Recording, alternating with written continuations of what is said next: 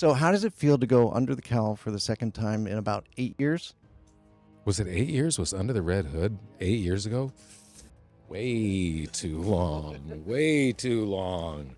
When the conversation of Best Batman comes up, typically those talks center around the live-action actors, and Kevin Conroy, who kind of became one of those live-action actors to play the part later in life, though that has very little to do with today's topic.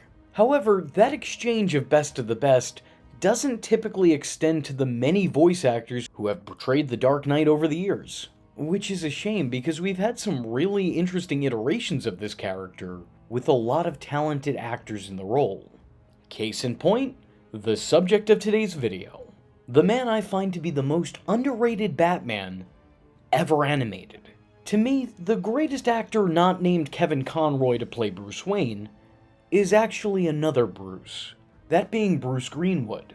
And I can't be the only person who thinks that either, as he's already reprised this role in animation more times than most live-action Batman actors have ever been asked to put on the cape and cowl, playing the part in movies like Batman Under the Red Hood, A Death in the Family, and Gotham by Gaslight, as well as acting as the Dark Knight in a reoccurring role on the show Young Justice. I don't know why more people aren't singing his graces, but I'm here to try to carry a little tune on his behalf. Bruce Greenwood does the Justice Leaguer justice, managing to find the perfect balance in terms of performance, sounding stoic but never stilted. You could very easily hear Kevin Conroy delivering these lines the way that he does, but having said that, he also doesn't sound anything like Kevin Conroy when he's delivering his lines. There's big shoes back there. It was important for me not to see what Kevin had done, so I didn't. I purposely stayed away from that, and because otherwise I thought, I'd either end up copying it inadvertently or trying to stay away from it and missing another mark. He's audibly intimidating, but his voice never sounds like it's an attempt at intimidation. Greenwood sounds very authentic and natural in the part, with his voice never feeling put on or forced. He's just a naturally scary sounding dude. He sounds gruff. His voice is a little coarse, but not to the point of parody. Go home. Am home. Home to mommy. What did you do to Jason? Act like you don't know what I'm talking about, and I'll dislocate the shoulder. That's just a start. I think he succeeds where a lot of other Batman performances have failed, because there's some similarity in terms of tone to other Batmen. Like take for example Billy Baldwin or Jason O'Mara. And while neither of those two actors are exactly my favorite Batman, as I find it hard to fully appreciate their attempts, I can definitely see the value in this vocal performance. This Batman has a very authoritative tone, which really suits the character, especially in the Young Justice series, where he's basically acting as a chaperone to the main characters. He's very stern and has a what I say goes attitude at all times. When he says something, that's all there is to it.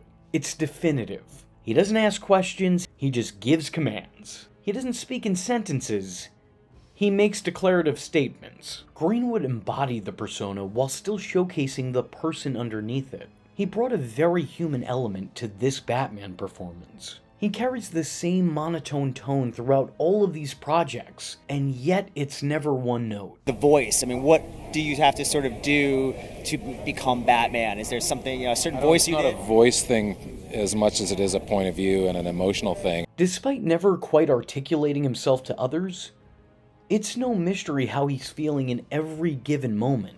The passion and at times pain of the man behind the mask comes through in his performance. Like when he has to explain himself to the son that he thought he'd lost forever. I don't want to fight you. All evidence to the contrary. Please, I can help you. A day doesn't go by when I don't think about subjecting him to every horrendous torture he's dealt out to others, and then end him. I can't.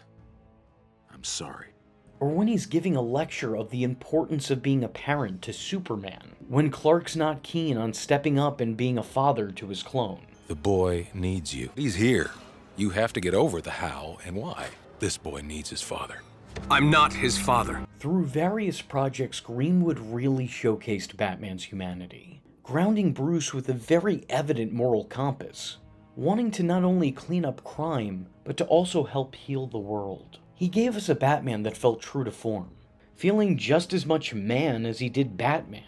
Now, you can make an argument that this has more to do with the way the part was written, and there's some validity in that statement, but when you consider that while this was the same actor playing Batman, it was actually a bunch of different Batmans in a bunch of different Batman projects. Movies and TV shows that shared absolutely no continuity. Writing has a lot to do with the success of this variant of the hero, as Greenwood's only played the part in quality Batman films and shows. But I'd argue that he's a big part of the quality of these products overall, bringing a voice to the character with a quality performance, handling heavy material with an endless acting arsenal, without the need for any other contingency plan. But more than anything else that I've listed up until this point, Bruce Greenwood just sounds like Batman.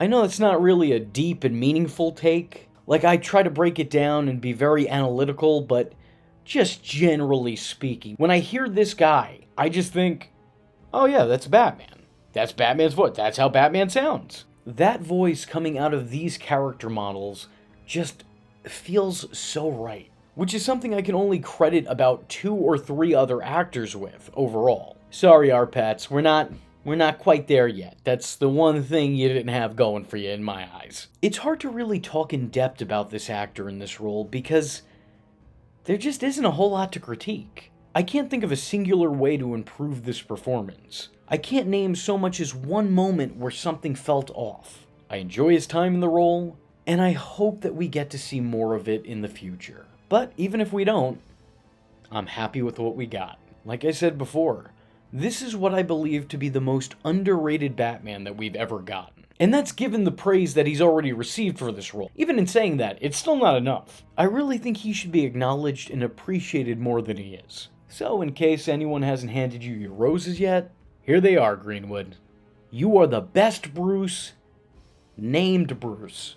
If you like this video on the most underrated Batman in animation, and would maybe like to see a video about the worst Batman in animation, no spoilers just yet, let me know in the comment section below by leaving a comment saying, If only you were more like Batman. Batman. I am vengeance. I am the night, and that was V Infuso. Just remember, if you're not tuning in, then you're missing out.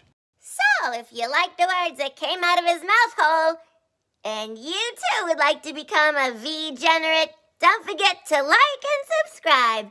Thanks for watching, nerds! And if you're not joining the fun, you're in for one bad day.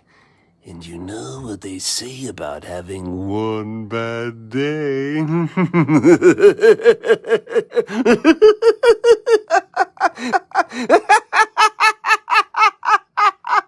Catch him next time. Same bat time. Same bat channel.